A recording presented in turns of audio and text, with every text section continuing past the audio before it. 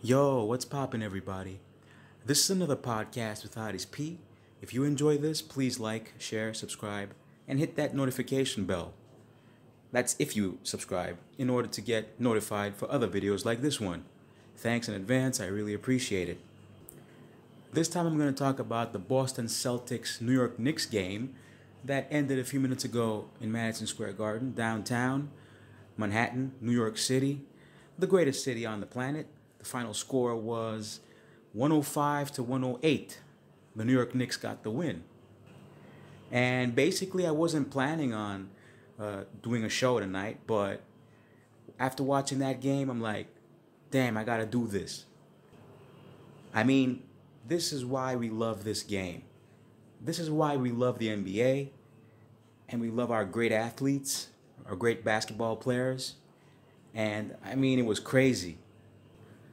Because who would expect that after trailing, the Knicks would pull off the win? And also, who would expect that after R.J. Barrett having a very difficult night, that he'd be the hero in the end with that three-pointer off the glass? And I actually think he even got fouled, but okay, that's irrelevant. He scored it, we got the win. We got the W. Before that three-pointer, that buzzer beater in the end, he had 10 points. And he also missed a free throw that was very, very crucial. So now R.J. Barrett ended the game with 13 points. Evan Fournier ended the game with 41. And he broke his personal record in scoring points. His last record was 32 points. And he actually always plays amazingly against the Boston Celtics. And of course, we all remember that the Boston Celtics are his former team, okay? He used to play there. So it's as if he just ignites against the Celtics every time. I mean, yeah, it's something that all fans have noticed. Yeah, the Frenchman, the French-born with Algerian descent. Anyway, that's irrelevant, but yeah, I'm just saying. It's as if he was playing for France, because he also plays great for France, his national team. And it was funny how, for the past few days, there have been a lot of rumors about him getting traded and all that stuff. But now he played so well, so good. So it looks like they're gonna keep him. I don't know. Maybe he should imagine that he's playing against the Celtics every single time, and he'll probably become Steph Curry. You know what I'm saying? Because tonight his performance was exactly like Steph Curry's would be. Then we had Julius Randle, who scored 22. He was okay, as usual. Kind of like lethargic, at some point a little lazy in his game, but that's his style, you know. And he has that look on his face like, I don't know what's going on, you know. Yeah, it's a weird look. Here in Greece, they call that look the look of a cow. Yeah, it's hilarious. And of course, I simply cannot forget Emmanuel Quickly's performance. He scored 16. He was amazing in the second half, and that's when we bounced back after trailing. But let me become more specific. The first quarter ended 25-18 in favor of the Boston Celtics. I mean, they were ahead. Then at halftime, the score was 63-47. So the second quarter was really bad for the Knicks. Everybody thought that we lost the game. Then, in the third quarter, Boston scored 21 and the Knicks scored 30. Then in the fourth quarter, the Celtics scored 21, the Knicks scored 31. So the second half was everything for us. You know what I'm saying? And it looks like the fourth quarter is usually detrimental for the Boston Celtics. They've lost a lot of games because of the fourth quarter. They've been struggling this season as well, just like the Knicks are. But they got an all-star in their team. They got Jayson Tatum.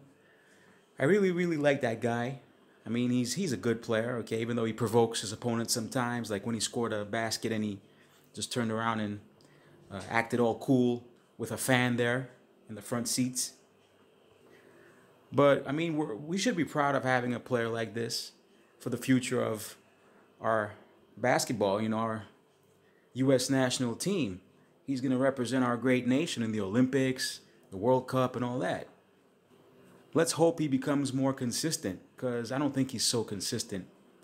And, okay, he's still young. He's like, what, 23 or 24, something like that? He's got time. And, of course, they have other good players, too. They got Smart, who's a great defender. And, of course, we just cannot forget Jaylen Brown. Jaylen Brown is an amazing player. He's a great defender and a great offender. He's very balanced. He's a very, very disciplined player.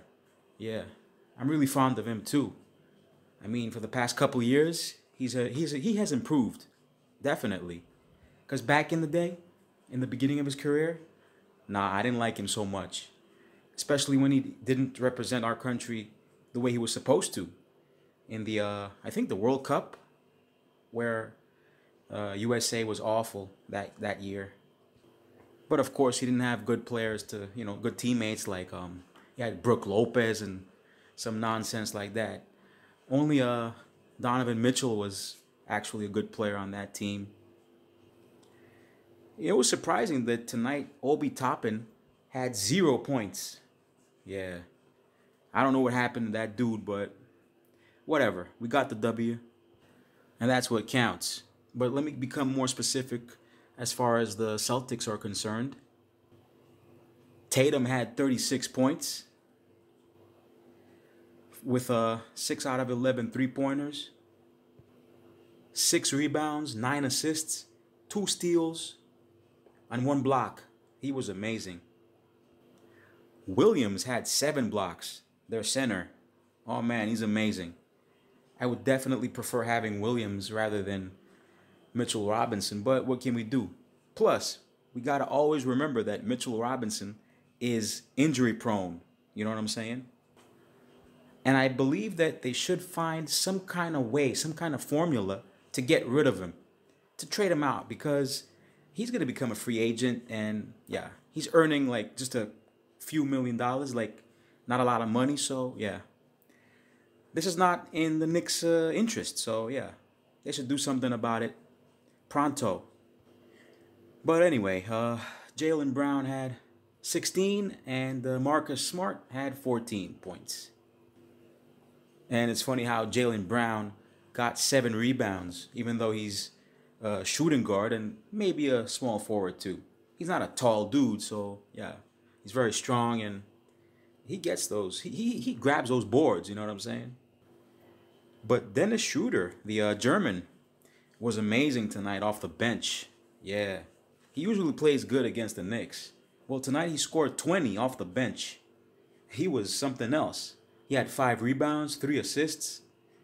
Yeah, he was good. And only 1 turnover. And I think that turnovers were the key for the Knicks to win this game as well. Because we didn't have as much turnovers as the Celtics did. We had 8, and the Celtics had 12. That makes a difference in basketball, And as a team, we had 42 rebounds in total, and the Celtics had 38. Again, that's very, very important. Grabbing more rebounds than your opponent in order to win a basketball game. And of course, 3-pointers, we had 18 out of 36. That's exactly 50%. And on the other hand, the Celtics had 17 out of 45. That's 37.8%. The Celtics were better in field goals than we were tonight. They had 47.5%. More specifically, 38 out of 80. And we had 44.4%. With 40 out of 90. And the Celtics also shot better from the free throw line. The Knicks had 10 out of 15, which is not so bad for the Knicks. They missed most of them in the end when they were nervous or something. That's 66.7%. And the Celtics had 12 out of 13, 92.3%. So, yeah, I mean, we got to improve a lot of things in order to get this team in the playoffs, because that's our goal. Of course, we're quite definite and quite sure that we're not gonna get the title, but we'll do whatever we can.